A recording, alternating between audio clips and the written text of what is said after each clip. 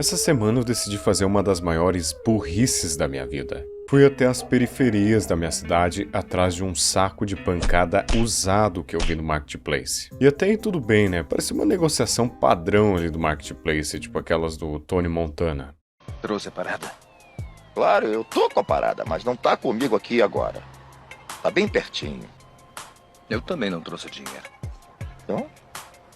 Também tá aqui pertinho. Chegando lá, confesso que deu um leve frio na espinha. Tipo de lugar que se o GPS parar de funcionar, você vira uma lenda urbana. Mas daí eu olhei pra janela e vi uma véia lá cozinhando em volta do fogão a lenha e instantaneamente eu fiquei mais calmo, né? Porque as velhas do fogão a lenha só sabem fofocar e fazer comida boa, cara. Só pra quem pode, fica na inveja, é os guri não adianta. Então o cara que era o dono do saco de pancada me chamou, falou: chega aí, mano, chega aí, vou te mostrar o bagulho. E eu fui. Mas então no corredor da garagem, né, que devia ter no máximo uns 80 centímetros de largura, eu presenciei uma das cenas mais deprimentes da minha existência.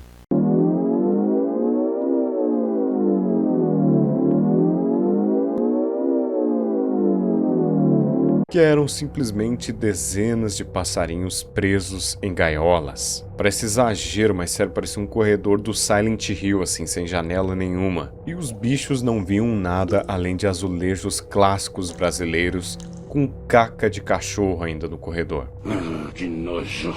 Nenhuma janela, só o eco dos próprios pios pedindo socorro e aquele cheiro deprimente. E o cara viu que eu tava olhando assim os passarinhos, né? E ele achou que eu era tipo um Richard Rasmussen da fauna doméstica. Ele começou a falar empolgado sobre o hobby dele. Ele disse que ele queria ter mais passarinhos, mas como não tinha espaço, metia 5 em uma única gaiola. Era literalmente uma cadeia de pardal, cara. Igualzinho aquelas penitenciárias assim que tá lotado, sabe? Mas é burro! Nunca vi uma pessoa burra desse jeito, cara! O mais absurdo é que quando eu fui pesquisar eu vi que tudo isso é legalizado. Não tem nem o que fazer além de achar bonito que a lei permite que a gente transforme o voo em enfeite decorativo.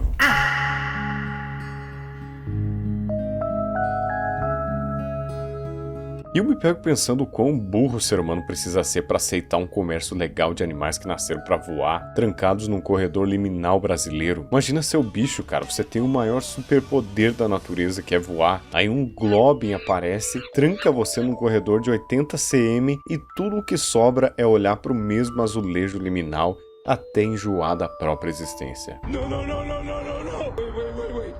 Obviamente a desculpa dessas pessoas é que o passarinho é bonito e que tem um canto legal que deixa a casa com um clima menos pesado, porém esse raciocínio é tão bom quanto o do MC Daniel provando que Deus existe. Você é ateu? Você tá tirando no bagulho, tio. Deus é Deus, mano. Tipo assim, você já ouviu falar de YouTube, meu parceiro? Que vê pesquisa aí, som de passarinho cantando, pra você ver.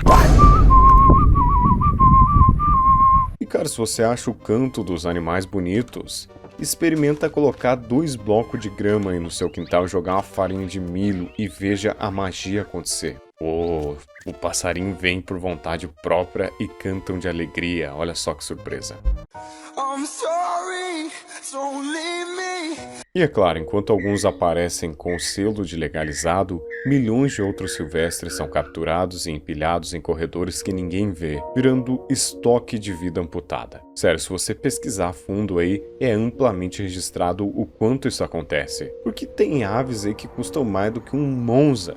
Quem se criou em bairro sabe como as crianças costumavam fazer arapuca para pegar o bicho e não eram nem advertidas, quase como uma herança familiar. E se o papo já estava meio triste, espera até ver o submundo das aves raras. Porque tem um tipo específico de ser humano que olha para um animal ameaçado de extinção e pensa: dá pra fazer um dinheiro com isso aí. É o capitalismo das penas, o tráfico de animais. Um mercado clandestino onde cada bicho preso é mais um troféu para algum colecionador que se acha um deus da natureza com carteira assinada. Essas aves não são só passarinhos, são literalmente obras de arte vivas, e o ser humano tem a incrível habilidade de transformar arte em produto. Tem arara azul sendo vendida por preço de carro, tem papagaio silvestre saindo escondido em malas, infelizmente com as asas cortadas para atravessar a fronteira, e o mais surreal, boa parte dessas operações ocorrem aqui no Brasil, o país com a maior diversidade de aves do planeta. Esses bichos viajam em caixas minúsculas, amarrados, sem luz e sem ar. Metade morre no transporte e a outra metade sobrevive para virar pet exótico em alguma mansão que acha lindo ter o símbolo da liberdade pendurado no teto. Ou pior ainda, em uma casa cheia de reboco onde o dono tem um iPhone do ano e um passarinho caro. E aí, para manter o mercado, os traficantes capturam mais, sempre mais. É uma reposição infinita de sofrimento. E o mais irônico é que tudo começa do mesmo jeito. Alguém acha bonito o canto, que é um passarinho para alegrar a casa, compra um, entre aspas, legalizado, e essa demanda vai alimentando o subterrâneo do crime. É uma cadeia invisível que começa com uma gaiola de ferro e termina com espécies entrando em extinção. Mas é claro, temos o argumento que o passarinho que passou a vida inteira na gaiola não sobrevive quando é solto. Isso é verdade em alguns casos, mas transformar isso num salvo-conduto para manter a prisão do passarinho é muita covardia. Se as pessoas realmente se importassem, parariam de comprar ao invés de empilhar 5 aves numa gaiola e fingir que isso é cuidado. A parada é chata.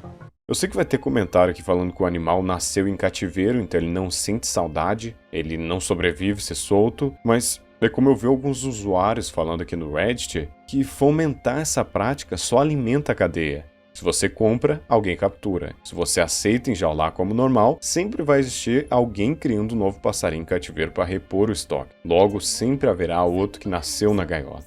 É um ciclo infinito de vida amputada.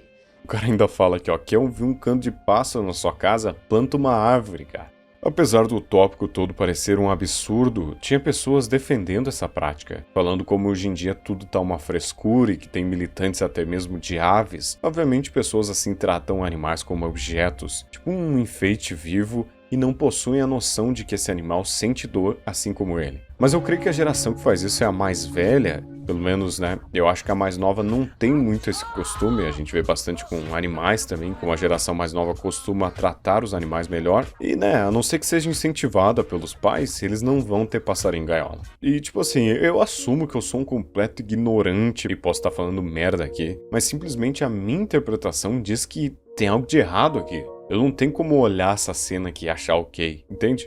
E tem, né, um negócio da reprodução industrial, né? Cria-se mais pássaros para repor os que morrem e o ciclo vira uma espécie de linha de montagem. O filhote, que nunca sentiu vento, é vendido como companheiro para quem quer decorar a casa com som. E, cara, tem pessoa que fica postando no story os passarinhos bonitinho cantando, né? Um story de 8 segundos e o resto vira estoque de tristeza atrás da cortina. Então, é a neutralização da crueldade, né? A lei autoriza, a vizinhança acha normal e a consciência coletiva engole a história. Então, eu meio que me senti mal de ver os passarinhos presos daquele jeito, mas, ao mesmo tempo, eu não posso sair por aí dando pitaco na casa dos outros e falando da minha moral superior pra um cara aleatório que deve ter um oitão debaixo da cama e um ego facilmente penetrável. Então eu resolvi fazer esse vídeo para ver a opinião de vocês, o que vocês acham disso, se eu tô certo ou não. Se eu tiver certo, pelo menos tentar conscientizar algumas pessoas, a geração mais nova, a não fazer isso, porque não faz sentido nenhum você prender o bicho, cara. Sério, você tem que ter um QI muito baixo para fazer isso. Mas enfim, eu tô louco para ver os comentários de vocês, o que vocês vão achar aqui.